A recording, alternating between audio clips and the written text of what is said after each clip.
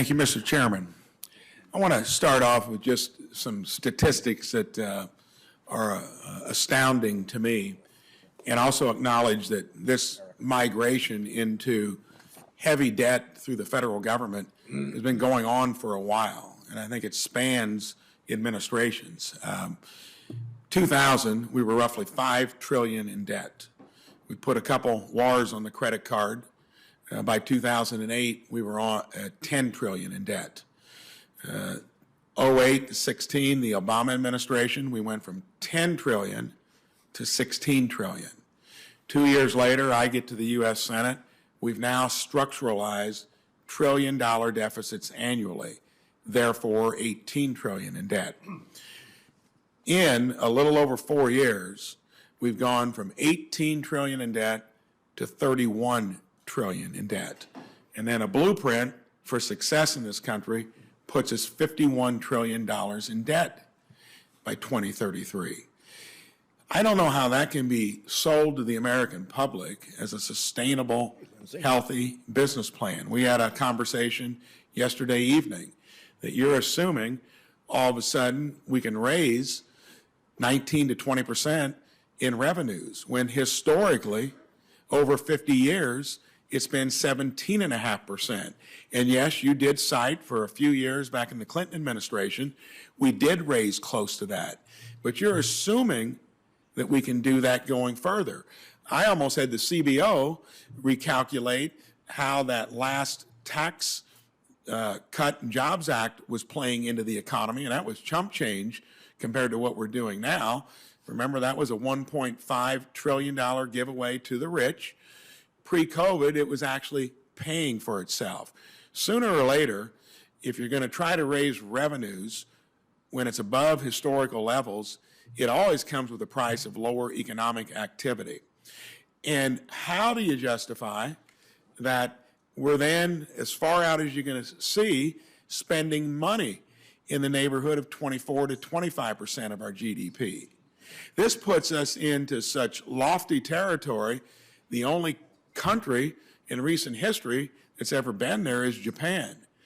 We now distinguish ourselves as being the most indebted country of any in the world that's got a developed economy other than that of Japan. So I know in the real world things have got to be sustainable. I also know that politically everyone thinks you can do things differently here. I acknowledge that it's been on both sides of the aisle to date. I got a question, and where I think you can probably save some money. I'd love to hear if there's any interest from your point of view. We got a broken healthcare system. It's way too high a percentage of our GDP. 18, 19%, most other places that deliver similar results would be in that 11 to 12% range. Is the administration going to give any thought to trying to fix healthcare by making it more transparent, more competitive? You got doctors now that are questioning whether they want to even invest the time and effort employed by larger and larger corporations. What about tackling the one thing that would actually make it cheaper for how you pay for healthcare through Medicare or Medicaid or the private sector? Are you interested in reforming that biggest sector of our economy? Absolutely, Senator. You see some of our proposals here. Prescription drugs, for example, that not only saves money for seniors when we allow Medicare to negotiate, it actually saves the government about $160 billion to have more drugs in negotiation and to bring those negotiations forward. That's one of the proposals in this budget. But I don't think anyone would argue with you that the United States pays more as a percentage of health care than most other large economies in this. So you're going to try to use government to price control there, and sometimes when you operate your business like an unregulated utility, that's going to happen, and I think the healthcare industry is asking for that. What about pushing things like transparency, competition? There was an executive order from the Trump administration asking hospitals to be forthright on transparency and pricing. Are you trying to enforce that? That's already out there. To me, it seems like there's a lot of stuff that you could do other than using government to force it by trying to fix the healthcare industry from the bottom up. Before I run out of time, it looks like you're at least interested in maybe considering that. Are you interested in what we're doing generally, regardless of who's enterprising here politically, whether it's Democrats or Republicans? We certainly have embraced the idea that we want to borrow from our kids and grandkids. And you can do things like saying, real interest rates are kind of being looked at, the nominal interest rates that we're paying, and part of the kind of a debt and inflation bomb that was unleashed over the last 2-3 years, some of what we did bipartisan in trying to go after the CARES Act, that is going to come home to roost, and it is right now in our own banking system that's starting to show strain, because you cannot inflate the economy. You're going to sooner or later find these weaknesses, and we're going through it.